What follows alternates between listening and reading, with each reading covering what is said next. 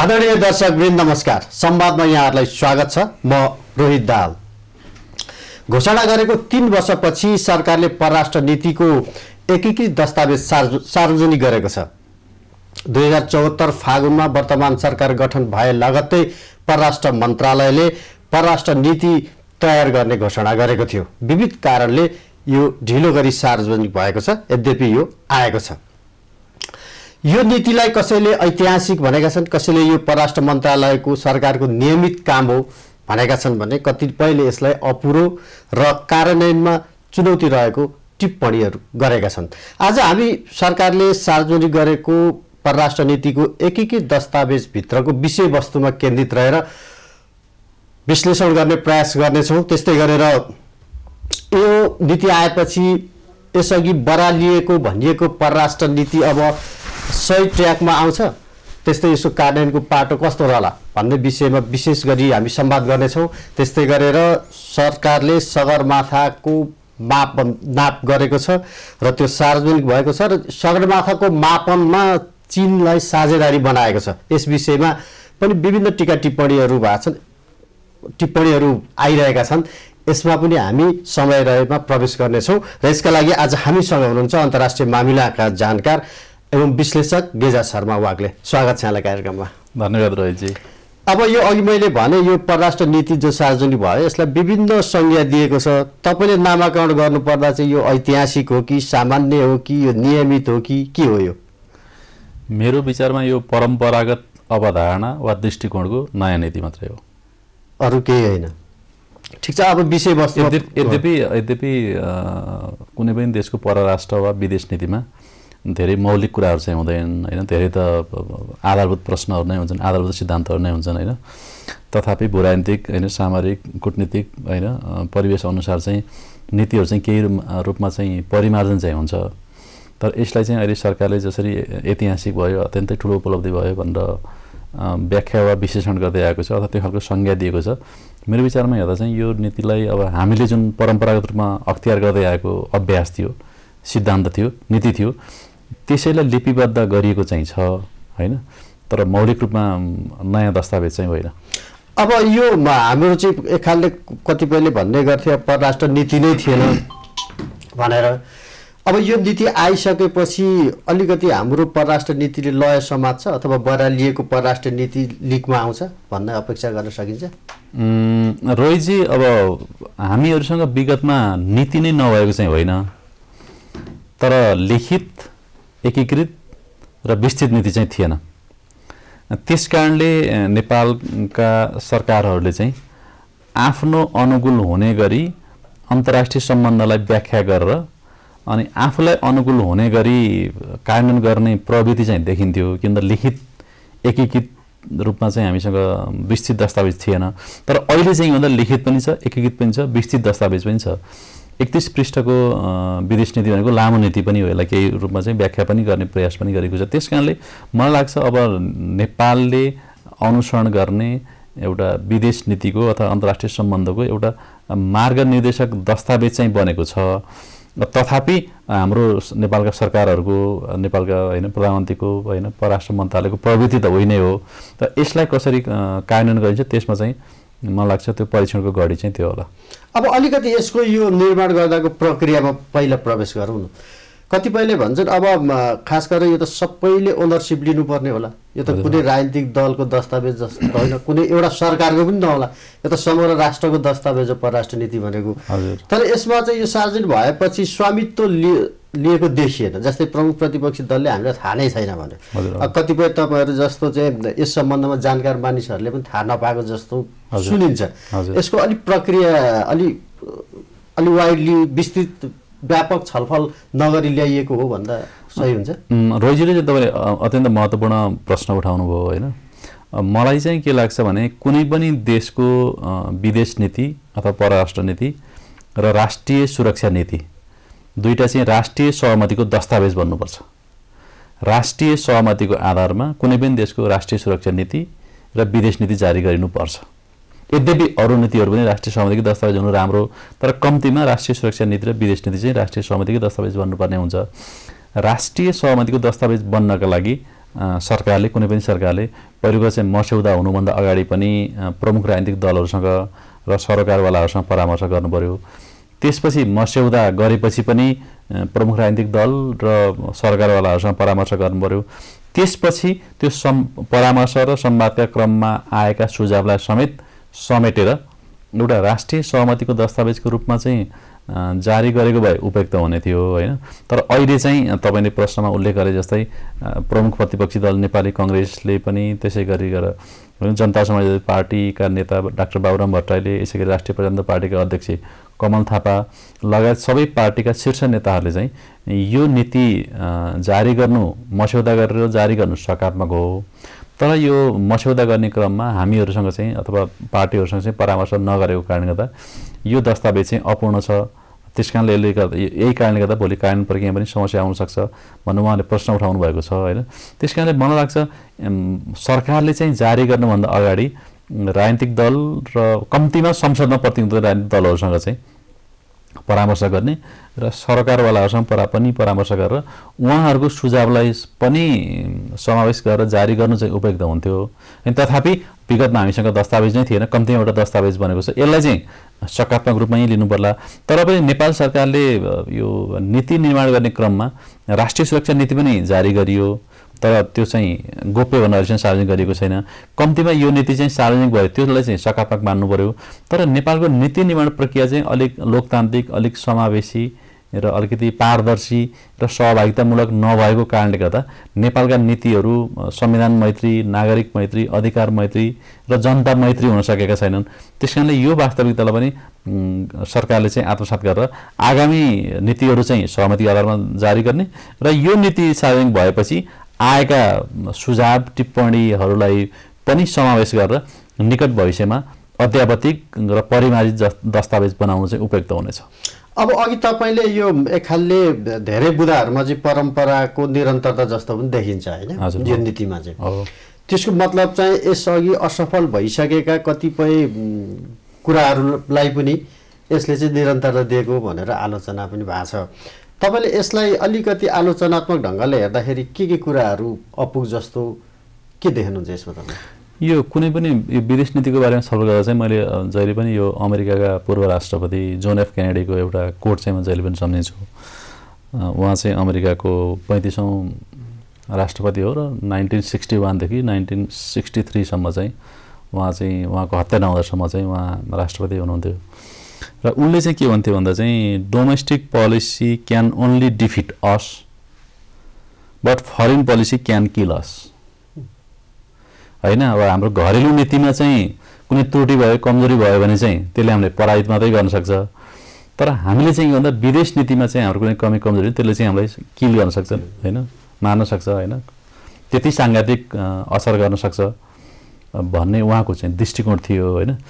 त्यसकारणले यो विदेश नीति भन्ने चीज अत्यन्त महत्त्वपूर्ण दस्तावेज हो। त्यसमा पनि हामी अहिलेका 21औं शताब्दीका उदीयमान शक्ति राष्ट्रहरू भारत र चीनको बीचमा छौं हैन। भारत र चीनको बीचमा भूपरिवेष्टित देश हो। त्यसकारणले यो देशको विदेश नीति र राष्ट्रिय सुरक्षा नीति नेपालको राजनीतिक दृष्टिकोणले पनि, सामरिक दृष्टिकोणले पनि, कूटनीतिक दृष्टिकोणले पनि, सामरिक दृष्टिकोणले पनि, सुरक्षाका दृष्टिकोणले, सबै दृष्टिकोणले चाहिँ महत्त्वपूर्ण हुन्छ। यति महत्त्वपूर्ण नीति बनाउने क्रममा चाहिँ नेपाल सरकारले चाहिँ यो वास्तविकतालाई पनि स्वीकार गरेर जारी गर्नुपर्ने हुन्छ। यद्यपि यो दस्तावेजमा केही परम्परागत रूपमा हामीले अनुसरण गर्दै आएका सिद्धान्तहरू हैन, खास गरी संयुक्त राष्ट्रसङ्घको बडापत्र हैन, असंलग्नता, तटस्थता, पञ्चशील लगायत चाहिँ अहिले संविधानमा पनि उल्लेख गरिएको छ।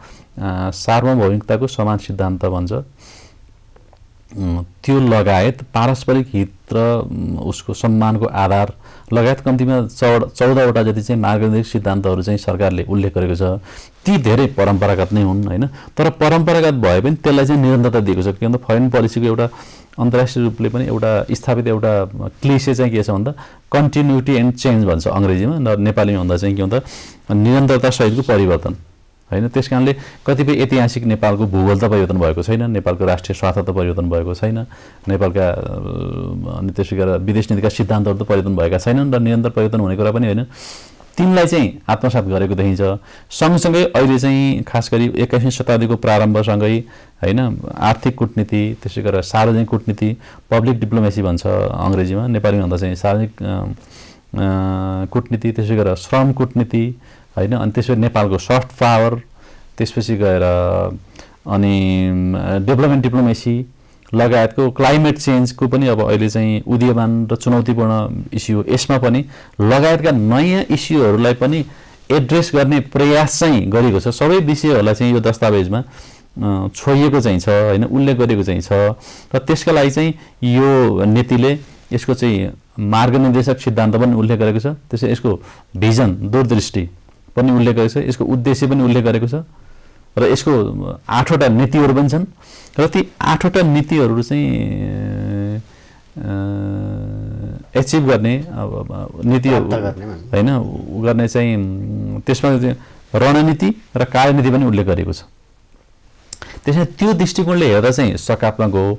तर यो उसको चाहिँ दस्तावेजको हैन मूल उद्देश्य ठिक छ हैन, नीति पनि ठिक छ, तर त्यो उद्देश्य नीतिलाई हासिल गर्ने रणनीति र कार्यनीतिहरूमा जति संगतिपूर्ण हुनुपर्ने थियो हैन, त्यो रणनीति र कार्यनीतिहरू चाहिँ त्यति धेरै संगतिपूर्ण चाहिँ देखिँदैन र कतिपय हिसाबले चाहिँ त्यो राजनीतिक विवादित राजनीतिक शब्दावलीहरू पनि प्रयोग गरिएको छ हैन अहिलेको सरकारले, र खास गरी प्रधानमन्त्री केपी शर्मा ओलीको हैन सुखी नेपाली समृद्ध नेपाल भन्ने उहाँको एउटा हैन बहुचर्चित अब चाहिँ नारा छ हैन, प्रोपोगन्डा छ हैन। नेपालको परराष्ट्र नीतिमा दुईचोटि उल्लेख गरिएको छ हैन। त्यो शब्दको नेपालको परराष्ट्र नीतिमा दुईचोटि उल्लेख गर्नुको धेरै सार्थकता चाहिँ म उपयोगिता चाहिँ म देख्दिनँ हैन, सान्दर्भिकता म देख्दिनँ। तर यस्ता कतिपय सरकारका नारा र केही हदसम्म त्यो राजनीतिक कलरको कारणले गर्दा केही हदसम्म विवादित पनि बनेको छ। त्यसकारणले मलाई लाग्छ यस्तो महत्त्वपूर्ण नीति जारी गर्ने क्रममा नेपाल सरकार र परराष्ट्र मन्त्रालयले चाहिँ अलिकति जति सचेत हुनुपर्ने हो र त्यति सचेत हुन सकेको देखिँदैन। अर्को कमजोरी चाहिँ एउटा दुईटा पक्षहरूमा चाहिँ जस्तै अब हामी 2025 भन्दा पछाडि हैन अति कम विकसित राष्ट्रबाट चाहिँ स्तरोन्नति भएर चाहिँ कम विकसित राष्ट्रको रूपमा चाहिँ हामी स्तरोन्नति हुन्छ, अपग्रेड हुँदैछ नेपाल हैन। यद्यपि क्वालिफाई त हैन 2018 मै भइसकेको थियो, तर हामीले प्राविधिक कारणले गर्दा चाहिँ हामीले घोषणा गरिसकेका छैनौँ। तर त्यसपछि नेपालको विदेश नीतिमा, नेपालको हैन अर्थतन्त्रमा, नेपालको हैन वैदेशिक सहायतामा, नेपालमा भित्रने हैन अनि अनुदान ऋण र लगानीमा केही असरहरू चाहिँ पर्छ हैन। तर त्यसका लागि चाहिँ नेपालको विदेश नीतिमा जुन खालको स्पष्ट दृष्टिकोण चाहिँ सरकारले मूर्त रूपमा प्रस्तुत गर्नुपर्ने थियो त्यो एउटा प्रस्तुत गर्न सकेन। दोस्रो कुरा चाहिँ यद्यपि अब यसमा चाहिँ पब्लिक डिप्लोमेसीको कुरा चाहिँ सार्वजनिक कूटनीतिको कुरा चाहिँ उल्लेख गरेको छ हैन। तर अहिले चाहिँ के भन्दा खास गरी यो पेन्डेमिकको महामारीको कारणले गर्दा पनि संसार नै डिजिटाइज भएको छ हैन। तर डिजिटाइज भएपछि अलिकति इमर्जिङ भनेको उदीयमान कन्सेप्ट चाहिँ अहिले के छ भन्दा चाहिँ त्यो डिजिटल डिप्लोमेसी छ हैन। अहिले त अझ ट्विप्लोमेसीमा आइसक्यो, ट्विटर मार्फत गरिने संवादलाई चाहिँ ट्विप्लोमेसी भनिन्छ हैन। अहिले संसारका राष्ट्र प्रमुख र सरकार प्रमुखले चाहिँ महत्त्वपूर्ण राजनीतिक घोषणाहरू चाहिँ सबै ट्विटर मार्फत गर्छन् र अहिले सबैभन्दा बढी चाहिँ त्यो कूटनीतिमा पनि पहिला चाहिँ परम्परागत एउटा खालको धार थियो हैन। तर अहिले चाहिँ त्यो डिजिटल डिप्लोमेसी र पब्लिक डिप्लोमेसीको कारणले गर्दा अबको डिजिटाइज वर्ल्डमा हैन, अबको उसमा चाहिँ ग्लोबलाइजेसनले गर्दा डिजिटाइज भएको वर्ल्डमा चाहिँ त्यो डिजिटल डिप्लोमेसीको पनि प्रयोग गरेर अनि हाम्रो राष्ट्रहितको सम्वर्धन कसरी गर्ने, संरक्षण कसरी गर्ने र प्रवर्धन कसरी गर्ने भन्ने बारेमा चाहिँ जति स्पष्ट र ठोस दृष्टिकोण आउनुपर्ने थियो त्यसको चाहिँ कमजोरी देख्छु रोहितजी। अब अर्को चाहिँ हाम्रो राज्य त सङ्घीय संरचनामा गइसकेको छ हजुर, यसलाई समेट्ने हिसाबले पनि कतिपय आउनु पर्थ्यो, त्यो आएन भन्ने छ तपाईँको। सङ्घीय लोकतान्त्रिक गणतन्त्र भनेर पृष्ठभूमिमा उल्लेख चाहिँ गरिएको छ हैन। नीतिगत रूपमा चाहिँ सङ्घीयताकै दृष्टिकोणले चाहिँ उल्लेख गरेको चाहिँ छैन। यद्यपि एकात्मक सिस्टम प्रणाली र सङ्घीय प्रणालीको विदेश नीतिमा मौलिक रूपमा फरक त हुँदैन, कि भन्दा विदेश नीति भनेको सङ्घीय सरकारले नै हेर्ने होइन। तथापि हाम्रो सङ्घीय शासन प्रणालीको कारणले गर्दा छिमेकी लगायत अन्तर्राष्ट्रिय समुदायसँग पर्न सक्ने सम्बन्धमा पर्न सक्ने असर र हामीले अनुसरण गर्ने कूटनीतिको बारेमा केही राष्ट्रिय राजनीतिक रूपमा पनि केही बहसहरू चाहिँ भइरहेछन्। त्यसलाई पनि औँल्याएर ठोस दृष्टिकोण राख्न सकेको भएर हाम्रो त के भन्दा कतिपय होइन वैदेशिक सहायताको बारेमा अनि हाम्रो प्रदेश सरकार र अनि विदेशको सम्बन्धको बारेमा अथवा मुख्यमन्त्री र विदेशीहरूको सम्बन्धको बारेमा चाहिँ है नगरपालिकाकै बिचमा पनि देखिन्छ। यहीँ होइन कूटनीतिक निकायका प्रमुखहरूले पनि होइन मुख्यमन्त्रीलाई भेटेर आफ्नो कुरा राख्ने र सिधै सहयोग गर्न चाहेको पनि देखिन्छ, जबकि त्यो कुरा चाहिँ सङ्घीय सरकार मार्फत जानुपर्ने कुराहरू हुन्। कतिपय कुरामा त्यो क्ल्यारिटी नभइसकेको कारणले गर्दा त्यसमा नीतिगत रूपमै केही प्रस्ताव गरेको भए उपयुक्त हुन्थ्यो। त्यसमा चाहिँ यो दस्तावेजमा चाहिँ कुनै उल्लेख गरेको छैन जुन चिज आवश्यक थियो।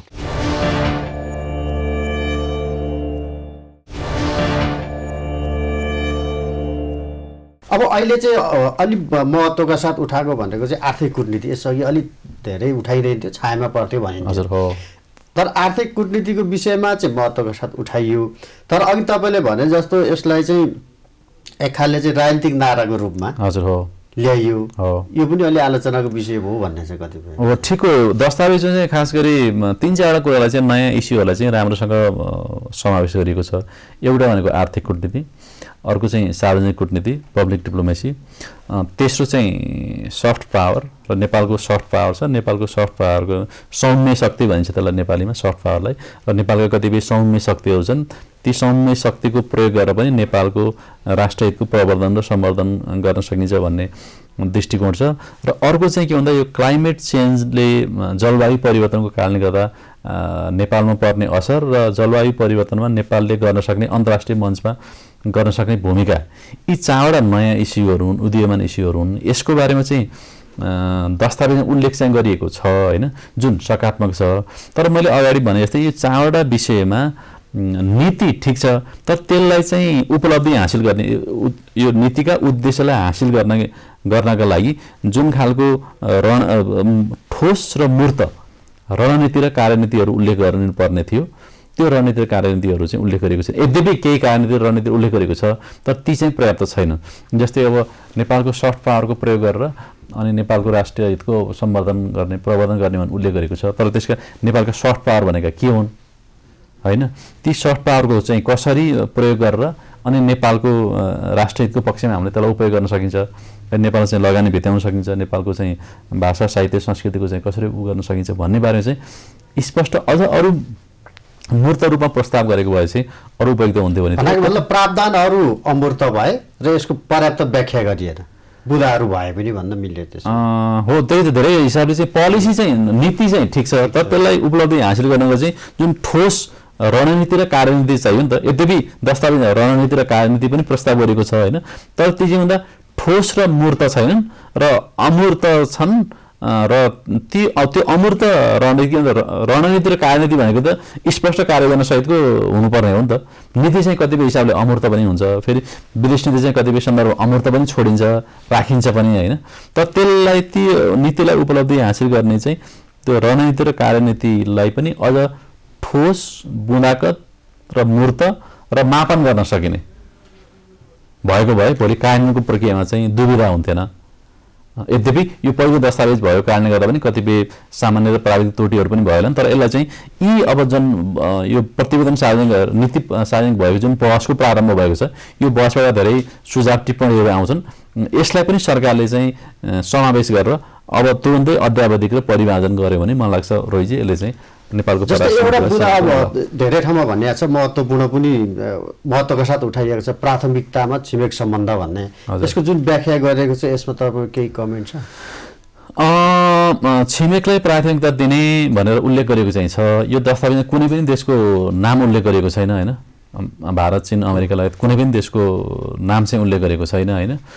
तर मलाई लाग्छ नेपालको जुन भूराजनीतिक परिवेश छ त्यसको आधारमा हेर्दा हामीले छिमेकीलाई महत्त्व दिँदै आएका पनि थियौँ होइन। पृथ्वीनारायण शाहकै 12देखि 2 ढुङ्गा बीचको तरुल भनेर एउटा जुन उपमा प्रयोग गरिन्छ नेपालको, चाहे त्यो विदेश नीतिको सन्दर्भमा होस्, चाहे चाहिँ नेपालको राष्ट्रिय सुरक्षा नीतिको सन्दर्भमा होस्, चाहे त्यो नेपालको राष्ट्रिय स्वार्थको संरक्षणको दृष्टिकोणले होस् होइन, त्यो परम्परागत दृष्टिकोणले चाहिँ लाई निरन्तरता दिएको देखिन्छ होइन। तर पनि जबकि भारत र चीन नेपालका छिमेकी मात्रै होइनन् होइन, भारत र चीन नेपालका उदीयमान शक्ति राष्ट्रहरू पनि हुन् र उनीहरूले जुन खालको आर्थिक विकास गरेका छन् त्यो आर्थिक विकासबाट लाभान्वित हुने खालको नीति अनुसरण गर्न जरुरी छ। यद्यपि यहाँ उल्लेख त गरेको छ, तथापि छिमेकीसँग कूटनीतिक सम्बन्ध राम्रो बनाएर छिमेकीको आर्थिक विकासबाट नेपाल लाभान्वित भएर नेपालको विकासमा साझेदारी गर्ने अथवा नेपालको विकास र समृद्धिमा योगदान गर्ने दृष्टिकोणले जति स्पष्ट ठोस र मूर्त प्रस्ताव हुनुपर्ने थियो त्यो दस्तावेजमा छैन। मलाई लाग्छ हामीले छिमेकीसँगको सम्बन्धलाई चाहिँ अझ बढी, यद्यपि नेपालको सीमा विवादको बारेमा ऐतिहासिक होइन अभिलेख दस्तावेज र प्रमाणको आधारमा सीमाको समस्या समाधान गर्ने होइन सार्वभौमिकताको समान सिद्धान्तको आधारमा दुवै छिमेकी देशहरू चाहिँ सम्बन्ध सुदृढ गर्ने लगायतका केही सैद्धान्तिक कुराहरू चाहिँ राखिएका छन्। त्यो सबै देशले उल्लेख गर्ने कुरा त्यही नै हो होइन। तर पनि छिमेकीको आर्थिक विकासबाट नेपाल लाभान्वित हुनका लागि आर्थिक कूटनीति लगायतका विषयमा चाहिँ हामीले जति ठोस र मूर्त प्रस्ताव गर्नुपर्ने थियो त्यसमा चाहिँ दस्तावेज चुकेको देखिन्छ। अब यसमा कार्यान्वयनको पाटो आउँदाखेरि कतिपयको भनाइ छ कि अब कूटनीतिक आचार संहिता समेत छैन, भएको जति छ त्यो पनि कार्यान्वयनमा छैन। अब हाम्रो जुन सिधासिधी भेटघाट प्रधानमन्त्रीदेखि सबै छ त्यहाँ कूटनीतिक आचार संहिताको कुनै पालना गरिएको देखिँदैन। अब त्यति पालना त हुन नसकेको अवस्थामा यो नीति कार्यान्वयन कसरी होला भन्ने मानिसहरूको आशंका छ भनौँ विज्ञहरूको। यसमा तपाईँको के छ? प्रश्न चाहिँ अत्यन्त सान्दर्भिक हो। यो चाहिँ दुईटा कारणले गर्दा चाहिँ यसमा तपाईँले उठान गरेको प्रश्न चाहिँ सान्दर्भिक छ। पहिलो कुरा चाहिँ यो नीति जारी भयो जुन सकारात्मक छ होइन, तर नीति जारी भए पनि यो नीति मस्यौदा गर्ने क्रममा जारी गर्ने क्रममा सत्तारूढ पार्टी बाहेक अरू पार्टीहरूको यसमा सहभागिता भएन। त्यस कारणले गर्दा स्वामित्वको पनि प्रश्न उठेको छ। त्यस कारणले गर्दा जुन प्रमुख राजनीतिक दलहरूसँगै परामर्श नगरिकन जारी गरेको नीतिप्रति प्रमुख प्रतिपक्षी दल नेपाली कांग्रेस लगायत होइन जनता पार्टी र राप्रपा लगायत अन्य दलहरूले चाहिँ प्रश्न उठाइरहेको घडीमा त्यो राष्ट्रिय सहमतिको दस्तावेज हुनुपर्ने दस्तावेज चाहिँ अब कसरी कानुन होला भन्ने प्रश्न उठ्नु चाहिँ स्वाभाविक हो। दोस्रो चाहिँ तपाईँले उल्लेख गरे जस्तै हामीसँग हुँदै नभएको चाहिँ होइन होइन कूटनीतिक आचार संहिता छ होइन, तर कूटनीतिक आचार संहिता भए पनि हामीले चाहिँ नेपालको कुनै पनि सरकारले, कुनै पनि प्रधानमन्त्रीले, कुनै पनि परराष्ट्र मन्त्रीले त्यो कूटनीतिक आचार संहितालाई चाहिँ अनुसरण गरेको देखिँदैन। जुन देशले आफैले बनाएको कूटनीतिक आचार संहिता त अनुसरण गर्दैन भनेपछि यति जटिल अमूर्त र संवेदनशील परराष्ट्र नीतिलाई चाहिँ कसरी अनुसरण गरिएला भन्ने बहस हुनु चाहिँ स्वाभाविक हो, प्रश्न उठ्नु स्वाभाविक हो। तपाईँले त्यो प्रश्न उठाउनु भएको छ, मैले पनि त्यो प्रश्न उठाएको छु होइन, सामाजिक सञ्चार माध्यममा पनि त्यो कुरा उठिरहेको छ, सामाजिक सञ्जालमा पनि त्यो कुरा उठिरहेको छ, राजनीतिक दलहरू पनि त्यो कुरा उठाइरहेका छन्। तर पनि अब नेपालको एउटा मार्ग निर्देशक सिद्धान्तको रूपमा परराष्ट्र नीति जारी भइसकेपछि यद्यपि यसका केही कमजोरी होलान्, प्राविधिक पक्षहरू होलान्, त्यसका बावजुद पनि यसको मार्ग निर्देशक सिद्धान्तलाई चाहिँ अनुसरण गरेर यसैको आधारमा नेपालले आफ्नो अन्तर्राष्ट्रिय सम्बन्ध र कूटनीतिलाई अगाडि बढाउनुभन्दा अर्को श्रेष्ठ विकल्प छैन। यदि त्यसमा कुनै सरकार अथवा कुनै प्रधानमन्त्री अथवा कुनै मन्त्री अथवा नेपाल सरकारका उच्च अधिकारीहरू चुक्यो भने त्यसको मूल्य उनीहरूले नै चुकाउनु पर्ने हुन्छ।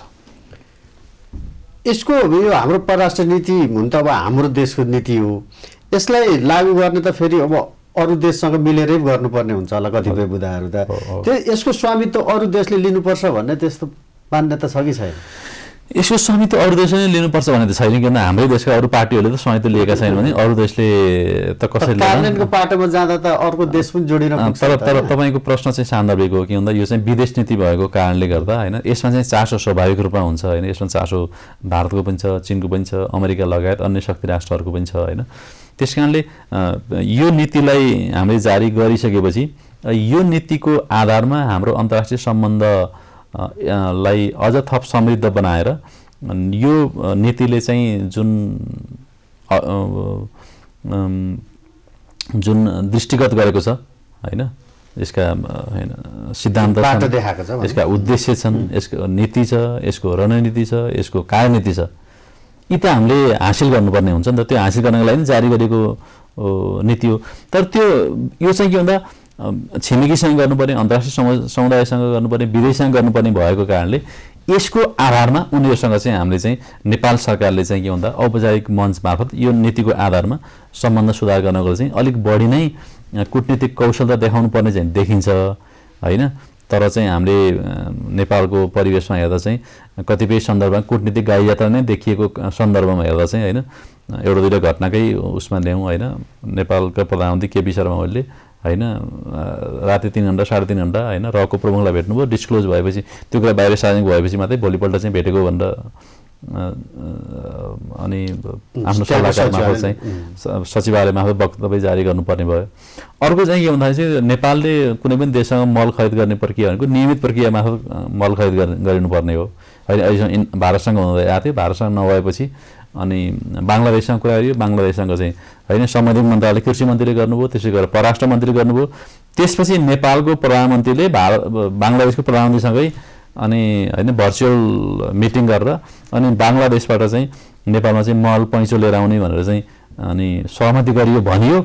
तर त्यो भएको चाहिँ भन्दा 3 महिनापछि फेरि ल पैँचो मल पनि नआउने भयो, पैँचो कुटनीति सुरु भयो होइन, पैँचो कुटनीति सुरु भयो अनि मल पनि नआउने भन्ने भयो। अनि अहिले फेरि त्यसपछि फेरि पैँचो नआउने भएपछि फेरि किन्ने प्रक्रिया सुरु गरियो अनि किन्ने प्रक्रिया पनि नमिल्ने रहेछ भनेर जुन दुईटा उदाहरण मात्रै हुने जसरी हामीले चाहिँ कुटनीति के भन्दा एउटा देशको प्रधानमन्त्री अर्को देशको प्रधानमन्त्रीसँग मल पैँचो लिएर आउने भनेर कुरा त्यो लेभलमा कुरा गरियो।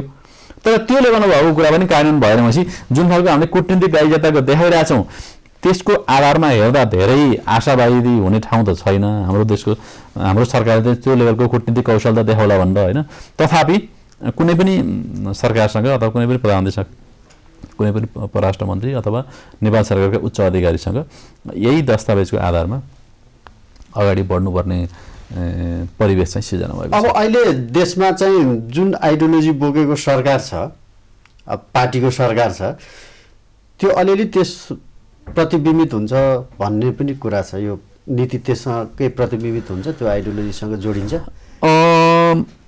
अथवा यही सरकारका लागि मात्रै बनाएको जस्तो अलि बुझिने भाषामा धेरै। अब खास गरी समृद्ध नेपाल सुखी नेपाली जुन सरकारको प्रोपोगन्डा छ, नारा छ, त्यो बाहेक यसमा धेरै राजनीतिक रूपमा कलर भएको चाहिँ देखिँदैन। तर कम्युनिस्ट सरकारकोले जारी गरेको नीति भए पनि यसले चाहिँ के भन्दाखेरि एउटा उदारवादी विश्व व्यवस्थाको पक्षमा वकालत गरेको छ, अनि त्यसपछि मानवाधिकारको पक्षमा वकालत गरेको छ, त्यसपछि गएर बहुलवादको बारे पनि उल्लेख गरेको छ, त्यसै गरी विधिको शासनको पक्षमा उल्लेख गरेको छ, अनि त्यसै गरी शान्तिपूर्ण समस्याको समाधान गरेर दिगो शान्ति स्थापना गर्ने कुरा पनि उल्लेख गरेको छ। त्यस कारणले मलाई चाहिँ यी 4-5वटा बुँदाहरू चाहिँ एउटा कम्युनिस्ट सरकारको फरेन पोलिसीमा सामान्यतया उल्लेख नहुने बुँदाहरू हुन् होइन। त्यस कारणले त्यो दृष्टिकोणबाट हेर्दा चाहिँ सकारात्मक हो होइन। त्यस कारणले सैद्धान्तिक हिसाबले नै नेकपाको अथवा कम्युनिस्ट आइडियोलोजी प्रतिबिम्बित भएको दस्तावेज चाहिँ देखिँदैन। यो परिमार्जन हुँदै जाने यसको गुन्जाइस त रहन्छ नि त होइन। परिमार्जन हुँदै जाने भयो भने त यो भोलि समृद्ध पनि बन्न सक्ला नि त। निश्चित रूपमा यो मैले सुरुमा पनि भनेको चाहिँ परम्परागत धारणाको नयाँ दस्तावेज हो। त्यस कारणले यो अमूर्त पनि छ, अपूर्ण पनि छ होइन। यसलाई चाहिँ परिमार्जन पनि गर्नुपर्छ, अध्यावधिक पनि गर्नुपर्ने हुन्छ होइन। पहिले नै सरकारले चाहिँ राजनीतिक दल लगायत सरकारवालाहरूसँग परामर्श गरेको भए यो इस्यु नै आउँथेन र दस्तावेज योभन्दा समृद्ध बन्थ्यो होइन, योभन्दा प्रगतिशील बन्थ्यो, नागरिक मैत्री बन्थ्यो, अझ उपयुक्त दस्तावेज बन्थ्यो होइन। त्यस कारणले अब यो बहस भइसकेपछि मलाई लाग्छ सरकारले यी सबै सुझावहरूलाई पनि समेटेर चाहिँ निकट भविष्यमा संशोधन परिमार्जन र अध्यावधिक गर्न त जरुरी छ। तर अब त्यसरी दस्तावेज प्रकाशित भइसकेपछि रोइ चाहिँ के भयो भने त कम्तीमा जेसुकै दस्तावेज भने यसको बहस त प्रारम्भ भयो नि त। पहिलो कुरा आशंका भएन होइन त, यो सार्वजनिक नभएको आशंका हुन्थ्यो र कम्ती सार्वजनिक भइसक्यो यसको बहस सुरु भयो नि त। बहस सुरु भएपछि यसको होइन त्रुटि कमी कमजोरी आउन लागेको छ, बहस भइरहेको छ। यसलाई चाहिँ सरकारले चाहिँ सकारात्मक रूपमा ग्रहण गरेर अनि अगाडि बढ्दै कम्ती बहस भयो, बहसबाट सरकारले यसलाई परिमार्जन गर्छ। त्यो चाहिँ एउटा नयाँ खालको विदेश नीतिको बारेमा नयाँ खालको एउटा कोर्स त सुरु भयो नि त। एउटा कार्यान्वयनको पाटोमा अलिकति सहज हुन सक्ला यो दुईवटा जुन समितिको त्यो प्रावधान राखिएको छ, परराष्ट्र मन्त्रीको र परराष्ट्र सचिवको संयोजकता दुईवटा समिति रहने भनेको छ। हजुर 11 जना मन्त्री 11 जना सचिव रहने गरी त्यसले चाहिँ यो कार्यान्वयनलाई अलिक सहज चाहिँ बनाउला होइन यो दुईवटा कमिटीले।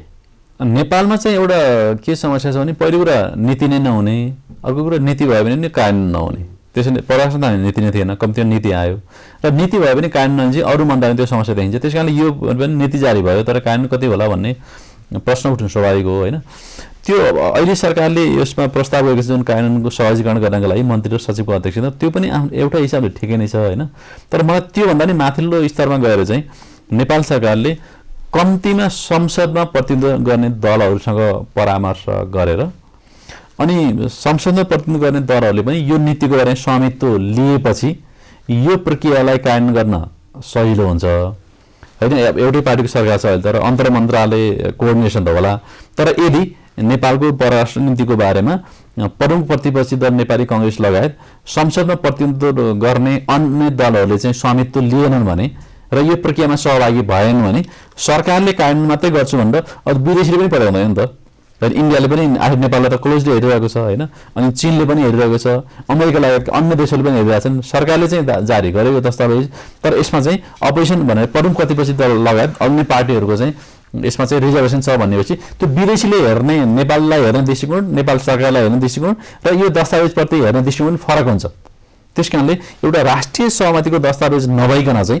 त्यो प्राविधिक रूपमा चाहिँ सरकारका मन्त्री र सचिवहरूको मात्रै समिति भनेर यद्यपि सहमति भएपछि त्यो कानुन प्रक्रिया अलिक सजिलो चाहिँ हुन्छ तर त्योभन्दा पनि बढी चाहिँ राजनीतिक लेभलमै परामर्श गरेर राजनीतिक लेभलमै सहमति भएर राष्ट्रिय सहमतिको दस्तावेज बन्यो भने यसलाई कानुन प्रक्रियालाई अगाडि बढाउन चाहिँ सजिलो हुन्छ अब प्रसङ्ग चाहिँ अब विदेश वैदेशिक उसमै सम्बन्धित छ तर अलिक फरक छ जस्तै यो सगरमाथाको उचाइ मापन गर्ने कुरा अहिले जुन गरियो नि घोषणा पनि भयो हामी 86 सेन्टिमिटर बढ्यो पनि हाम्रो सगरमाथाको उचाइ यो अहिले किन गरियो भन्ने एउटा प्रश्न छ पहिलो किन गरियो अहिले भने तपाईको विचारमा आवश्यक थियो अहिले अब यो चाहिँ अलिक प्राविधिक प्रश्न परेको रहेछ हैन तर सगरमाथाको उचाइको बारेमा विवाद थियो हैन हाम्रो एउटा थियो चीनको एउटा थियो र हामी नेपालकै तर्फबाट गरेका नि पटक पटक गरेको चाहिँ फरक फरकहरू थिए हैन त्यसैले यसलाई चाहिँ एउटा सहमतिको आधारमा नेपाल र चीन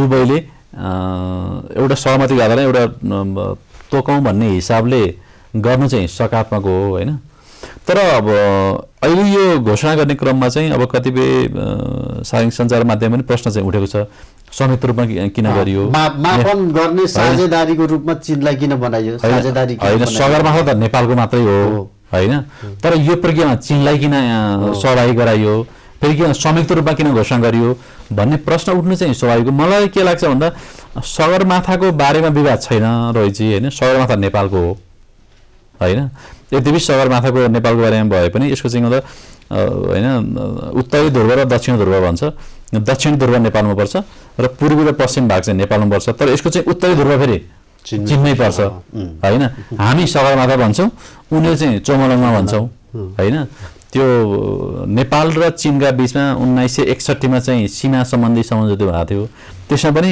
सगरमाथा र चोमोलङमा नै भन्दा उल्लेख गरिएको छ हैन र त्यसमा पनि के भन्दाखेरि चाहिँ दक्षिण पूर्व र पश्चिम नेपालमा पर्छ र उत्तरी मोडा अथवा पानी ढलो अथवा उत्तरी ध्रुव चाहिँ चीनमा पर्छ भनेर दस्तावेजमा पनि स्पष्ट रूपमा उल्लेख गरेको छ त्यतिबेला सगरमाथाको शिखरकै बारेमा चीनले दाबी नगरेको पनि होइन हैन चीनले दाबी गरेको पनि हो हैन तर त्यतिबेला चाहिँ तत्कालीन प्रधानमन्त्री बीपी गोयलाले अनि तत्कालीन माओका चीनका अध्यक्ष चेयरम्यान माओ र तत्कालीन प्रधानमन्त्री चाउएन लाईसँग वार्ता गरेर यो विषय चाहिँ टुङ्गिएको विषय हो हैन तथापि त्यो हाइटको बारेमा उचाइको बारेमा चीन र नेपालको फरक फरक दाबी थियो हैन त्यसकारणले सँगै मापन गरेर अनि एउटै गरौँ भन्ने दृष्टिकोणले गर्नु चाहिँ स्वाभाविक हो तर अहिले चाहिँ के भन्दा कतिपय हिसाबले चाहिँ त्यो चीनको सगरमाथालाई नै चीनले दाबी गरेको हो कि हैन संयुक्त रूपमा अनि मापन गर्ने स्पेस दिएको संयुक्त रूपमा चाहिँ जारी गर्नु गरेर चाहिँ कतै चाहिँ हामीले चाहिँ स्पेस दिएको र चीनले चाहिँ दाबी गर्दै आएको हो कि भन्ने प्रश्न उठ्नु चाहिँ स्वाभाविक हो हैन तर सगरमाथा नेपालको हो अनि त्यो सीमा सम्बन्धी समझौताले पनि त्यही भन्छ सीमा सम्बन्धी प्रोटोकलले पनि त्यही भन्छ अब अहिले चाहिँ के भन्दा चाहिँ चीनलाई चाहिँ साझा गौरव हो भन्ने सन्दर्भमा चाहिँ चीनिया राष्ट्रपति सी जिनपिङको जुन सन्देश थियो त्यसको कारणले गर्दा केही आशंका चाहिँ भएको र बिस्तारै त्यो चीनले चाहिँ बिस्तारै दाबी गर्दै आउन खोजेको हो कि जस्तो चाहिँ देखिन्छ यसमा चाहिँ नेपाल उच्च सचेत र सतर्क हुनुपर्छ र यो विषयमा चाहिँ नेपालले समझौता गर्नु हुँदैन म अब एकदम कार्यक्रम अन्तिममा छु तपाई आएको बेला एउटा मौका पनि छोपिहाल्नु पर्यो भन्ने छ अब अहिले एकदम लामो समयदेखि चाहिँ भारत र नेपाल बीचको भ्रमणै थिएन हजुर हो अब अहिले चाहिँ यति बाक्लो भ्रमण हुन थाल्यो कि अब उसको भ्रमणले उत्तरतिरले पनि भ्रमण बढाएको छ म अन्तिममा छु यसको के संकेत के हो राम्रै अब ढोका खुलो भन्ने नै हो विन्डो थियो अब ढोकै खोलो विन्डो खोल्यो भन्ने थियो ढोकै खुलेको हो भारत र नेपाल बीचमा संवादको संघार चाहिँ खुलेको हो संवादको सङ्घारसँग त ठिकै छ, कहिलेकाहीँ झ्यालबाट नि आउने जन्त त्यो चलिरहेको छ होइन, त्यो जुन राम्रो अभ्यास चाहिँ होइन। तर तपाईँले सङ्केत गरे जस्तै अब नेपाल र भारतको बिचमा सीमा विवाद भएपछि संवादहीनता नै थियो होइन। बिचमा नेपालले धेरैचोटि प्रयास गर्यो संवादको लागि, भारतले त्यसलाई सकारात्मक रूपमा लिएको थिएन। नेपालले डिप्लोमेटिक नोट पनि पठायो, भारतले त्यसमा प्रत्युत्तर पनि दिएन। तर अहिले चाहिँ विगत केही समयदेखि भ्रमणको श्रृङ्खला चाहिँ सुरु भएको छ होइन। पहिला चाहिँ नेपालबाट नयाँ दिल्ली अथवा बेजिङ जाने क्रम बढी थियो, अहिले चाहिँ भन्दा नयाँ दिल्ली र बेजिङबाट चाहिँ काठमाडौँ आउने प्रक्रिया बढी चलिरहेको छ। त्यो चाहिँ सकारात्मक हो होइन। 2 महिनाकै बिचमा भारतबाट चाहिँ 4 जना उच्च अधिकारीहरू चाहिँ नेपालमा आएको देखियो होइन। रका प्रमुख, त्यसै गरेर प्रधान सेनापति, त्यसपछि विदेश सचिव र त्यसपछि अहिले चाहिँ होइन भारतीय जनता पार्टीका विदेश विभागका इन्चार्ज विजय चौतारीवाले अहिले काठमाडौँमै हुनुहुन्छ होइन। सबै पार्टीका नेताहरूसँग संवाद गरिरहनु भएको छ। त्यसपछि चीनका रक्षा मन्त्री पनि नेपालमा आएको देखियो। त्यस कारणले यो चाहिँ छिमेकी देशहरूको नेपालको सम्बन्धलाई चाहिँ उच्च महत्त्व दिएर काठमाडौँमा आउनु चाहिँ सकारात्मक हो होइन। संवादको सङ्घार पनि खोल्यो। तर कतै चाहिँ के भन्दा भारत र चीन दुवै नेपालमा आफ्नो प्रभाव विस्तार गर्नको लागि चाहिँ, कूटनीतिक प्रभाव विस्तार गर्नको लागि, राजनीतिक प्रभाव विस्तार गर्नको लागि चाहिँ, सामरिक प्रभाव विस्तार गर्नको लागि अथवा सैन्य प्रभाव विस्तार गर्नको लागि चाहिँ उनीहरूको बिचमा आपसी प्रतिस्पर्धा भएको हो कि भन्ने प्रश्न पनि सँगसँगै उठेको छ होइन। त्यस कारणले नेपालको राजनीतिक कूटनीतिक महत्त्व बढ्नु र भूराजनीतिक महत्त्व बढ्नु चाहिँ सकारात्मक हो। तर उनीहरूका बिचमा, भारत र चीनका बिचमा नेपालमा प्रभाव विस्तार गर्ने जुन खालको घोषित अघोषित प्रतिस्पर्धा जस्तो देखिन्छ, त्यसले गर्दा चाहिँ नेपालको राष्ट्रहितमा असर गर्न सक्छ, नेपालको राष्ट्रिय स्वार्थमा असर गर्न सक्छ। यो कुरामा चाहिँ नेपाल उच्च सचेत हुनु जरुरी छ। अहिलेका यी भ्रमणहरूले चाहिँ नेपाललाई फाइदा पुग्ने देखिन्छ कि दुई देश बिचको चाहिँ ले हामीलाई प्रयोग गरेको, हाम्रो देश प्रयोग गरेको जस्तो देखिन्छ त? अब अहिले चाहिँ भारत र चीन लगायत शक्ति राष्ट्र अमेरिका लगायत सबै देशहरूमा चाहिँ नेपालमा आफ्नो प्रभाव विस्तार गर्ने रणनीति अनुरूप यी भ्रमणका श्रृङ्खला भएको देखिन्छ।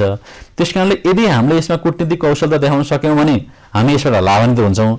यदि हामीले चाहिँ यसमा कूटनीतिक कौशलता देखाउन सकेनौँ भने नेपाल फेरि अर्को भूराजनीतिक क्रीडास्थल पनि हुनसक्छ। हवस्, कार्यक्रम आइदिनु भएलाई धेरै धेरै धन्यवाद। धेरै धेरै धन्यवाद रहितजी।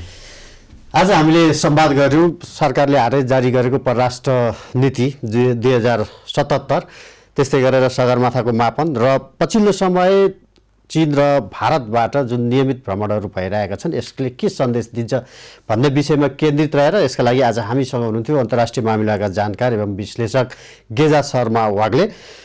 कार्यक्रमको निर्धारित समय सकिएको छ। खबरभित्रको खबरका लागि हेर्दै रहनुहोला एभन्यूज खबर। नमस्कार।